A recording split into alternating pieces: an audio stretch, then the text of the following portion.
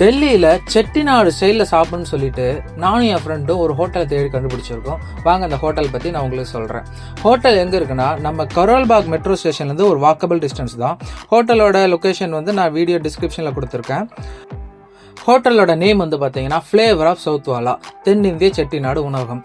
நம்ம ஊரில் கிடைக்கிற எல்லா மெனுவுமே இங்கே கிடைக்கிது. உதாரணத்துக்கு சிக்கன் பிரியாணியாக இருக்கட்டும், mutton biryani, parotta, veg meals, non veg meals, idli, dosa, Pongal எல்லாமே கிடைக்குது. ஆனால் எல்லாமே நம்ம ஊர் டேஸ்ட்லேயே கிடைக்குது. அதுதான் இங்கே ஸ்பெஷாலிட்டி. என்ன வேணும்னு கேட்டாங்க. நான் நான்வெஜ் மீல்ஸ் ஆர்டர் பண்ணியிருந்தேன். என் ஃப்ரெண்டு சிக்கன் பிரியாணி ஆர்டர் பண்ணியிருந்தார். நான்வெஜ் மீல்ஸ் வந்துச்சுங்க. வாழை இலையில அழகாக நடுவில் அந்த சாப்பாடு வச்சு சுற்றி சின்ன சின்ன கப்பில் சிக்கன் குழம்பு, மட்டன் குழம்பு, மீன் குழம்பு, தயிர், ரசம், பரோட்டா எல்லாமே சேர்ந்து வந்துச்சுங்க. நான் ட்ரை பண்ணி பார்த்தேன். ஒவ்வொன்றா முதல்ல சிக்கன் குழம்பு ஊற்றி சாப்பிட்டு பார்த்தேன்.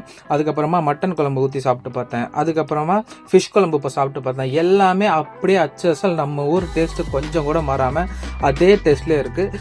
அதே மாதிரி என் ஃப்ரெண்டு பிரியாணி சாப்பிட்டாரு, சிக்கன் பிரியாணி.